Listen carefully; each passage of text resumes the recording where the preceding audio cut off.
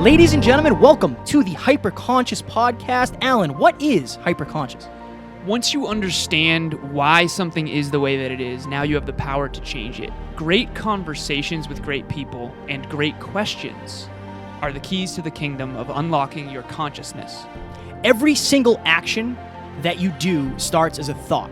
When you control the way you think, you will control the way you act, and you will control the way you live. That is hyperconscious. Ladies and gentlemen, the Hyperconscious Podcast is proudly sponsored by our friend and mentor, David Meltzer of the Playbook Podcast. He was kind enough to join us on episode 144 and 135. Folks, it has become Kevin and I's mission in life to help you realize that the life of your dreams is right on the other side of you becoming the greatest version of yourself. Let us help you do that. I rarely do these things twice in such a short amount of time, but you guys impress me. I believe in people that provide value and of our service. You two guys are on your way to huge fulfillment, purpose, and profitability, and I look forward to helping you both. We appreciate that more than you know.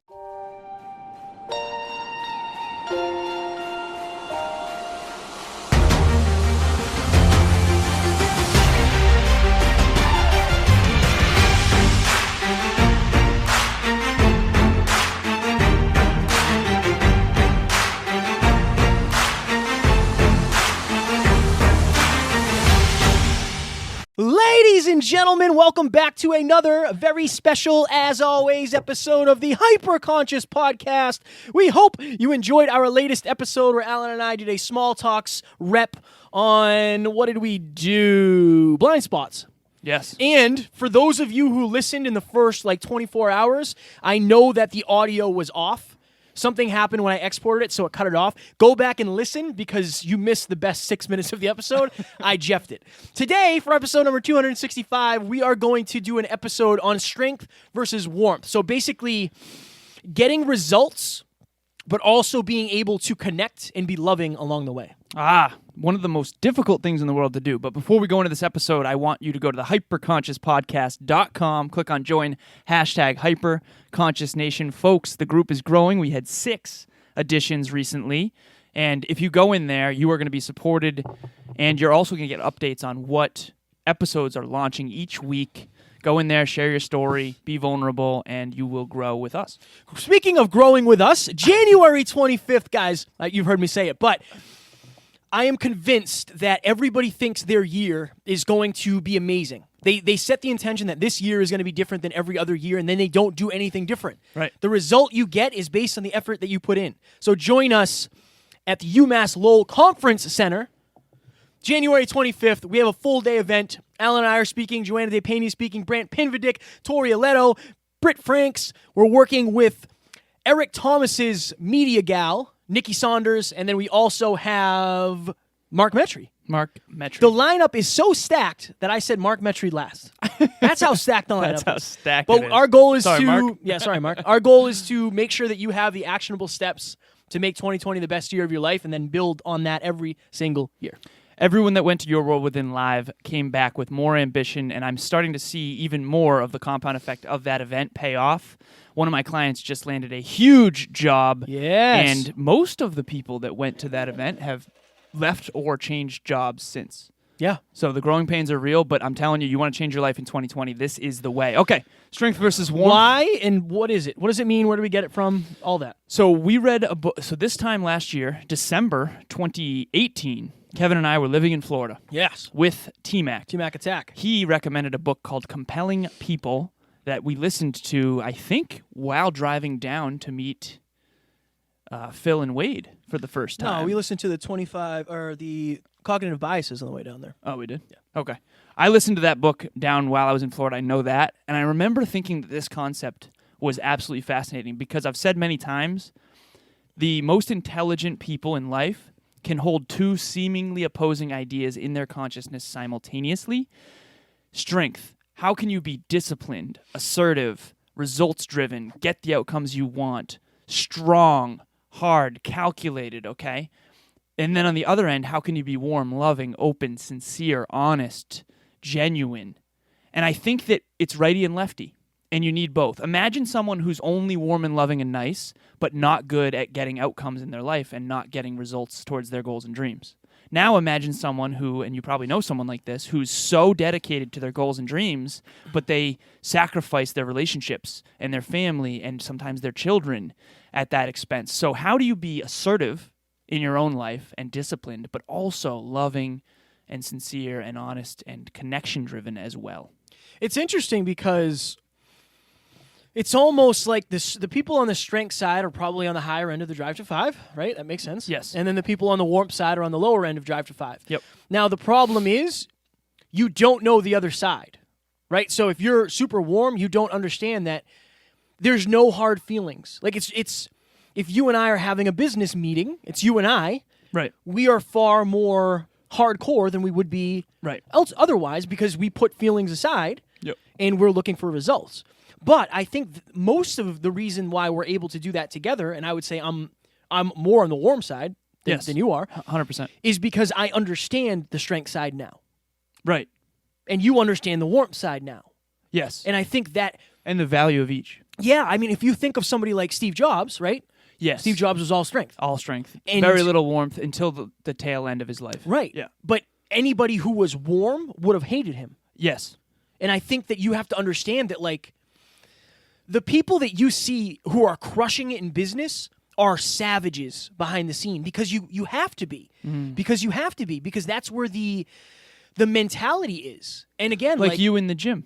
yeah, We don't even take our headphones out, right. and we're doing side language for going up and down numbers and all that stuff. And it's like, that's where you can be really strong and you don't have to be too warm. But there's other places too. Like when I'm working, I'm not warm. Right. That's just it's time to work. I don't want to be warm. I want to focus. I want to be productive. I want to focus on my strengths. Like that's another time. And then like when I write music, I'm not warm. I'm focused. I'm honed. Right. I'm honed in on what the result is. My result is to get a song out today. Can you give an example of each where you maybe, where was an example where you needed strength but you were too warm? And where was an example where you needed warmth but you were too strong? Dude, I don't know that. So when I needed strength but I had too much warmth, my old job, I was a foreman and it was hard to discipline people. Right. Because I didn't want them not to like me. Exactly. And I tried to lead by example. I always tried to do the right thing. Yeah. And I had great work ethic. I thought people would follow that. Unfortunately, it doesn't always work that way. I love that you're in a hood right now. I'm freezing, man. I'm freezing. I think it looks pretty baller. I do. Yeah, you're looking good, man. I appreciate looking that. good with a backwards hat with a hood on. Yes, rocking Isabella Picard's Bring Back the Right Side hat. One of my favorites. yeah. One of my favorites. So, yeah, I could have been far more strong when it came to being assertive, Right. leading others. And then the warmth thing, we talked about this before. When I was in Florida, when we were in Florida for Your World Within Live, and I had my clients there. I had 3 of my clients who I had never met in person. Right. I had my girlfriend. Yep. Hi, babe. And that was the first time she'd ever traveled with me. And not the first time she saw me speak, but at that level. Right. And we were living in the Airbnb with you. Yeah. It was crazy. It was crazy. So I didn't know who to be. It was hard for me to be warm, and it's like I have to go do this. So that was honestly the hardest balance of strength and warmth I've ever had. Well, yeah, you had so many. You had to put on the coach hat, put on the business partner hat, put on the results-driven hat, but also the experience, fun, loving hat for your, significant other. So I'll say this. So if you're on the, let's say righty and lefty, okay? Righty and we all have overdeveloped one side. Either you are overdeveloped on strength or overdeveloped on warmth. Now, instead of spending all your time trying to mitigate your weakness, I'm not saying that being overdeveloped is a bad thing. I would argue that 80-20 is okay, depending on, like Bronnie Ware, for example. Warm. She has changed the world with her work through her gentleness. Yeah. And I remember realizing, like, oh my God, like, I'm not going to change the world with my gentleness. So maybe it's okay that I'm a little bit more on the strength side. But you need to figure out where you fall on this spectrum and then making sure you're pulling out the right tool out of your tool belt at the right time. So, for example, at Your World Within Live, prior to that, I think it was 2 weeks out or 3 weeks out, I was extremely, extremely results-driven because we wanted to fill that room with 500 people. And in my consciousness, I didn't think we were going to be able to do it in time. Now, everything ended up working out, but some of the deepest pain that has come in my life, just getting vulnerable here, is when I put results above the people in the room.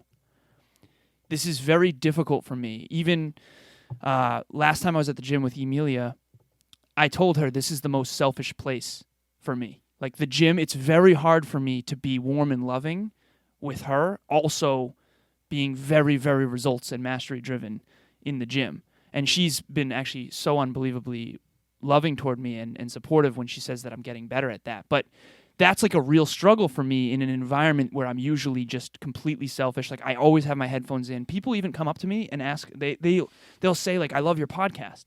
And I genuinely struggle. And normally I would love to hear that. But in the gym, when I have to be out of here in an hour and a half, like I literally had to interrupt someone in the middle of him telling me how much he likes our podcast and say, I'm so sorry. I really appreciate you. Can you please reach out on Instagram? Like I have to go soon. You know, and that's an example where the result mattered more than the person. Now, how often are you doing that? Or how often are you doing the opposite? Now imagine, let's say I was more warm driven. Let's say I give up that 10 minutes and then my workout is worse.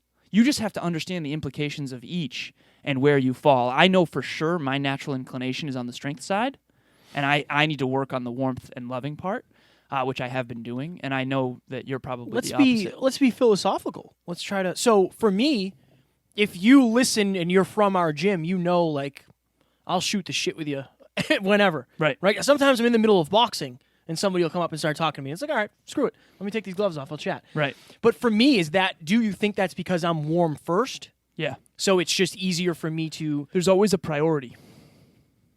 Okay. I think and I remember saying this in the blind spots episode. One of them is I'm more mastery driven. Yeah. And you're more love and connection driven. So naturally your priority is people and my priority is the craft. Now that we're aware of that, we can try to shift priorities. But see, I don't want to. Not in the gym. That's the thing. I think for me, I like it. I think for me, I've been doing it for a lot longer. Right. So I think me focusing at the gym is kind of an unconscious competency. I don't have to. Totally. I just do it. I put my headphones in and it's go time. Well, what about something that you're not good at yet? Right. Let's say you're making sales calls and you get interrupted. Right. That's going to be a huge thing. Exactly. That's going to be a huge thing. Yep. But I think so the point I'm trying to make for the listeners is maybe there's something where you actually are really good at this. Right. Oh, It's- yeah, totally. It's probably something that you... So if I was thinking... If you're a listener and you were low on the drive to 5 and you got really good at something, you're probably good at strength and warmth in that thing. Exactly. Like playing the guitar. Right. Right? If you were really if you lacked confidence and you got really good at playing the guitar, you probably are very warm when it comes to that.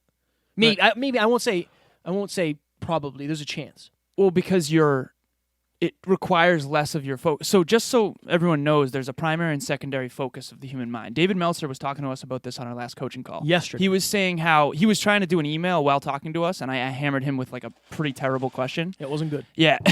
He's like, was there a question in there? And he's like, I'm sorry, I'm trying to do two things at once. And what he said was this. He said, we can only ever focus fully on one thing at a time, but how quick can you switch?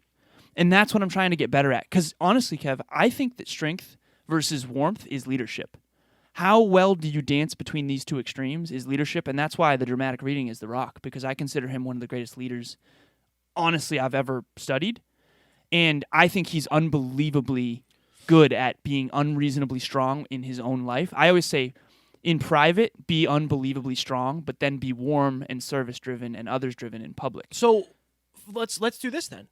How do you become stronger? Because again, I would venture to guess that 70% of people, at least... More, probably, yeah. Yeah, let's say 80-20, Yep. right? That's kind of the number we always go with. Right. Let's say 80% of people struggle with strength. Yes. And 20% of people struggle with being more warm. Yep. Warm. Jesus. So if you struggle with warmth, what are some steps you can take to become more strong? Oh, you mean if you struggle with... If you struggle with strength, sorry. If Yeah. you're really good at being warm, what can you do to get more strength? So that would be a better question for you, because you've had to develop the strength piece while Set being goals. warm. Right. And then Set goals. Because I think the thing is, it's almost like I'm coming to the other side now. Yeah. because And it's harder to be warm now, isn't it? it is. But one of the things is like, I know so much more now than I did 2 years ago regarding what it takes to be successful. Right. Like before, I didn't Yeah. I didn't realize what it actually took in terms of the habits, in terms of the productivity, in terms of the time blocking, and really saying like, look, I love you, I want to see you, you're my friends, but I don't have any time. So Taryn and I were with Tom and Emily last night at dinner. Oh, nice. Yeah, it was great. It was great. Hell yeah. And we were talking at one point, and I was like, I literally have like 4 friends. Right. And they were like, well, what do you mean? And I said, I'm the kind of person you can put me under a rock and just come get me when you need me. I'm very much like, I think I'm more strong than I've ever been. I'm still warmer than I am strong. But I think for me, it's having a goal. It's having a goal will force you to be strong. Right. If it's, and honestly, make sure it's a necessary goal. Right, because if it's not, you're going to sacrifice relationships. Right. I shouldn't say sacrifice. Kevin and I often talk about this. Prioritize less. I think is a good. Right. Because you're not sacrificing, but it's not a priority as much as it would be. So I'm having trouble being warm now, more trouble being warm now. So we did the time audit, and if you listen to that episode, if you haven't, go back and listen to it. It's fire. Where is your time? Knowing. Right. strong name. Nice. So we audited our time. There was 12 line items, and we figured out that only 156 hours out of our week are taken, and that leaves what? 12. 168 total. 168. Okay, so total left. 12 total left. So there's very little wiggle room for fun, unique experiences outside of, our relationships, basically, our intimate relationships. Yeah. Okay. I now have put a ton on my plate, and we really have as a team, when it comes to hosting Top Notch Live 2020. I have been humbled in the amount of time it is taking me to make sure all the speakers are available and their travel's taken care of and the venue and all that kind of stuff. So now I'm very, very results driven. We must have 8 speakers. We must have a DJ. We must have an MC. We must make sure everyone's there. I mean, right now on the whiteboard, it's making sure everyone has insurance in case there's a snowstorm. Like, we must get 200 people in that room. We must make sure there's vendor tables and volunteers. Like, it's a lot, right? So there's a lot of musts in terms of results. Now, here's the interesting thing. Those results are human beings. So how do you get the result that you must have, but also be unbelievably warm and loving along the way? That is such a freaking challenge. And that's why I think leadership is so difficult, because businesses are people helping people, but businesses need to make money and get results. And so if you're really good at hard skills and getting results, that's great. But if you're bad at playing with the other boys and girls, I think you have to make it known. I would say this, and this is an overhead view. I very much would have been like offended at a lot of the things we say now. I would have been offended 2 years ago. Why? Because I didn't understand what it took. Right. But I also didn't sign up for it. Once I signed up for it, yeah. like if you and I are to enter a meeting, like, let's be real, we're not different, but we're more hardcore when we're on the phone with Tiff and Amy. Oh, of course. Than we are any client. Right. Right? Or maybe not any client, but certain people. So on the last... But they know. That's the takeaway. They know, like, this is... Guys, just so you I know, see what you're saying, there's yeah. no hard feelings when it comes to this. But is this the result we all want? Yes, yes, yes, yes. Right. This is what must happen in order to get that. If anybody gets their feelings hurt, please tell us. Right. But just know it's nothing personal. It's not intentional. Right. It's just this is what it's going to take for us to accomplish this goal. Are you in or out? You're in? Okay. You're being warm because you're trying to help them. Yeah. In a way, right? So it's like, if But I we think get these results and they're congruent with you guys... So, because, like, okay, let's say we have an hour-long call, and we have to get through 15 line items. Like Hypothetically. Like on the last Top Notch Live call. I was very assertive. Yes. Because we had to get all this done in such a short amount of time. And I remember talking to Amy offline saying, like, how did you deal with that? Like, how was that for you? Because I know that's a little bit more of a hardcore side of me that you're not used to seeing. Is that what you're talking about? Maybe next time or in the future, we level set. And say, Right at the hey, beginning. guys, we only have an hour here, and I have 25 things I need to get through. Right. I'm going to hammer these things out, and at least that sets the expectation where, okay, for instance, we were on a call with Dave yesterday, Oh, yeah. and Alan wrote out the questions, and his handwriting is garbage. Right. Straight up garbage. And when we got on the phone, Dave said, okay, I know you guys are ready. I know you guys are organized. Like, let's hear the questions, because we always have 5 questions. Right. And Alan said, Dave, just so you know, I wrote these questions out, and my handwriting is garbage. Right. And Kevin is going to be reading the first couple questions. He level set. Yeah. So then Dave knew what to expect, and I was like, what does this even say, man? And Dave literally said, thank you for managing my expectations. Right. And we laughed about it. That's a good idea. I think it's like, why do they say there's turbulence coming? So you don't freak out and think like the plane's crashing. That's one of the reasons. That's a great analogy. But I think that's huge. I think people, you want to make sure people's expectations are, or they're prepared regarding their expectations. Right. I prepare myself for every room. I try to. I'm not great at this yet, but so I'll listen to a specific warm, loving song before I go and see Emilia. I'll listen to a hardcore song or a specific Greg Plitt video or whatever before the gym. Why? Because I want to get my head right. Alan's melancholy playlist. Yeah, right. There's 24 songs on repeat. Oh, good stuff. But seriously, I'll always try to prime my mind for a specific time. Like today, I came into the studio like guns blazing. Oh, yeah, it was brutal. Because I was just trying to get too much done in too little time. Go ahead. I think this is another thing. Like when I think, so this is what, in that book, Compelling People, they said, think of somebody like, and I'm not saying anything about politics, but think of somebody like Hillary Clinton. Right. She's a female who's very strong. Yes. And sometimes that is misconstrued as somebody who is not a nice person. Exactly. And sometimes a man who is warm comes off as a feminine man. Right. Right. I would say I'm probably more quote unquote feminine than you are. I'm warmer. Right. Right. You're more masculine. Jacked, more strong. But you guys can't see that if you're listening. But I think that for now. Where was I going for now? How dare So you said Hillary Clinton. Well, you were talking about The Rock is 6'4". Oh, well, my thing is like, if you've ever put something together, if you've ever put something together successfully, you've probably had to show strength that you didn't have. Like for instance, okay, escape rooms. You ever done an escape room? Yes. Okay. Picture you're in charge, Bob, even though you're the warmest person here. You will have to become strong. You will have to take lead. You will have to say, guys, pay attention. Like, we have to figure this out. We only have 45 minutes. Right? So if you're put in the scenario, I think a lot of people aren't put in the scenario where they have to be don't warm put themselves or strong in this scenario, yeah. Well, and how do you develop it if you don't put yourself in right. the scenario to squat the weight? But how do you put yourself in the scenario if you don't even know what it is? Well, right. That's another thing. So here's a distinction. So Kevin said to me earlier, like, don't forget, remember I said I came into the studio guns blazing? Kevin said, don't forget you asked for this. Like, we literally have on the whiteboard, like, all the things that I have to do to make sure if there's a snowstorm, we cover our asses, for lack of better phrasing. Yeah. And he said, don't forget you asked for this. And that's the truth. Honestly, the reason why I wanted to do this was because it would force me to be stronger and warmer. So if you're out there right now, figure out which one you're naturally better at, and then put yourself in an environment or a situation with a goal that forces you to get better at the other one. So for me, naturally, my most vulnerable place is my intimate relationship, where I need to be as warm as possible and as supportive as possible. Now, does that require strength too? For sure.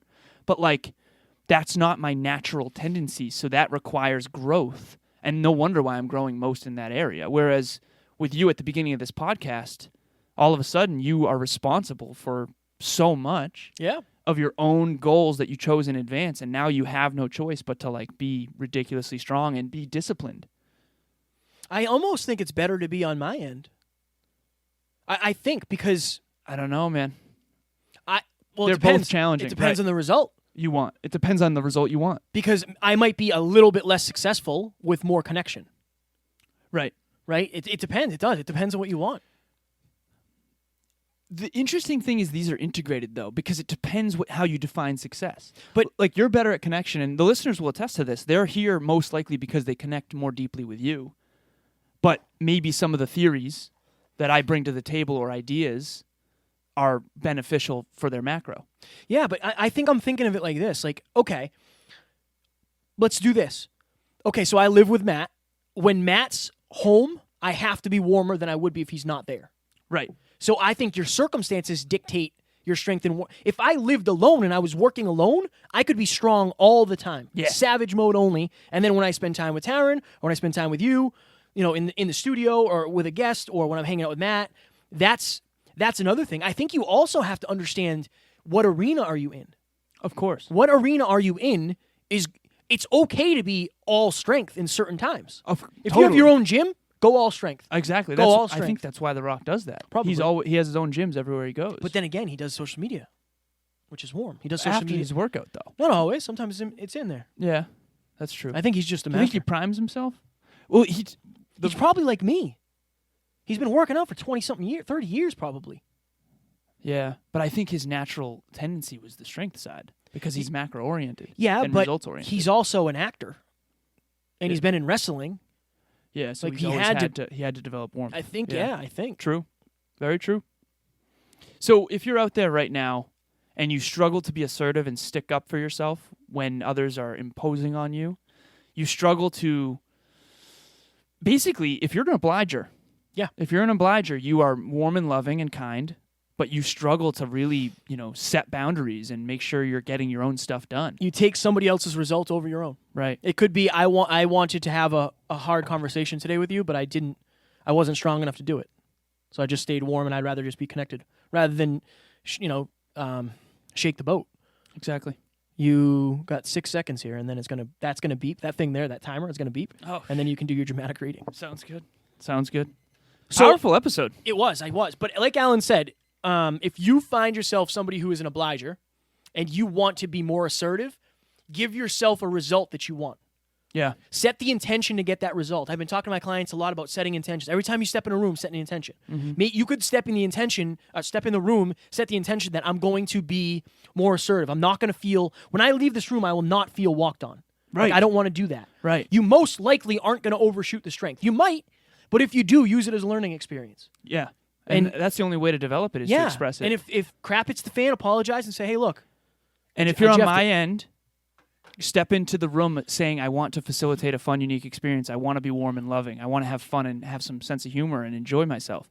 One person is more results-driven. One person is more experience-driven. Figure out which end you're on. Develop the other one. Drive to 5, some would Drive say. to 5, some would Hammer say. Okay, dramatic reading by Dwayne "The Rock" Johnson. Dwayne "The Rock" Johnson. So Kevin and I came across this speech probably a year or two ago, and he is speaking to the LA Lakers. So keep in mind he's in an arena with people who are very strong and very disciplined. Okay. And there are some swears. I want to predicate that. Hey, Kevin's doing social media. Okay. At some point, you've got to be fucking tired of not being number one. You have to be. And you have to be you have to play angry. And I play angry. Now, I'm cool and calm with my approach. When I step out on my field, which is a set or, you're always going to have haters, and haters are like, damn, man, how many movies are you going to make? How much shit are you going to do? Like, you do a lot of shit. I say yes because of my ambition. Of course. Why not? I can do it. Yeah, I love what I do. And not only that, but in what world do we not wake up and work every day? It's just like you guys in the offseason, again, talking to the LA Lakers. I think it was the Clippers. No, it was the Lakers. You've got to work every fucking day. It doesn't end. My back is up against this wall, and I started to play angry, by the way. And I still play angry. After my last match in the WWE with Brock Lesnar, I realized that if I really wanted to be great at something, then I wanted it to be in this world of Hollywood and movie making and entertainment. I had to commit like you guys have to commit. Obviously, you have to commit to something. You have to commit to the goal. In this speech, guys, The Rock talks about how his back is up against the wall and how he's fun and loving and warm, you got to have fun. You got to be playful. He's humorous. You guys have probably seen him when he does press. He's the warmest dude ever. Oh, yeah, and by the way, he's 6'4", Jacked. and 270 pounds, so he has to be even more warm. Otherwise, he'll be too intense for people. But remember, when he's alone by himself, he's not warm and loving, guys. He's getting shit done. And he says this to the Lakers. My back is against this wall. I'm calm in my approach. I'm warm and loving. But when it comes to business and it comes to executing, I got to go that way. And I don't care who's in front of me. You're not going to stop me. And that's the perfect balance between strength and warmth. The Rock does more than anyone I've almost ever seen in a given week, day, month, year. But he also is super warm and loving with his fans. And I think that that's great leadership. You remember when the video of Christian Bale came out when he freaked out on set? Yeah. I used to think he was a giant D.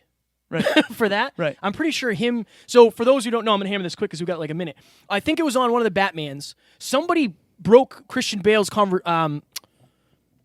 focus. Right. He was focusing on something. They broke it. And he lost his mind and berated them and said, like, you'll never work in Hollywood again, blah, blah, blah. He was strong.